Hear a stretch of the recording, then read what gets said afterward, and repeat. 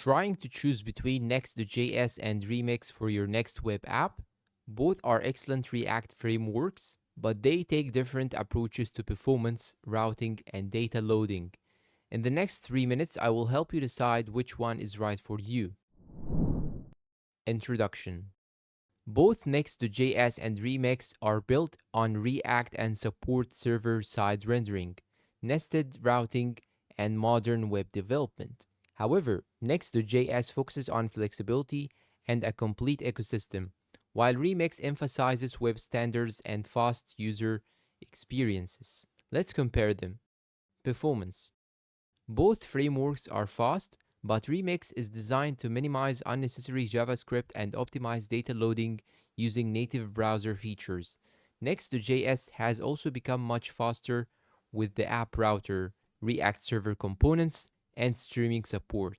For most applications, performance differences are small, but Remix often has a slight advantage in navigation speed and efficient data fetching. Developer experience. Next.js offers a larger ecosystem, extensive documentation, built-in image optimization, API routes, middleware, and seamless deployment with Vercel. Remix has a cleaner data loading model using loaders and actions, making forms and server interactions feel more natural. Many developers find Remix easier to reason about once they understand its conventions. If you are new to React frameworks, Next.js generally has a smoother learning curve. Ecosystem and use cases. Next.js has a massive community, thousands of tutorials, plugins, and strong support from companies using it in production. Remix has a smaller but growing community and is now backed by Shopify, making it a solid choice for modern web apps, especially those focused on user experience and server-first architecture. For enterprise apps, SaaS products, blogs, and e-commerce, both frameworks are excellent choices. Final verdict and conclusion.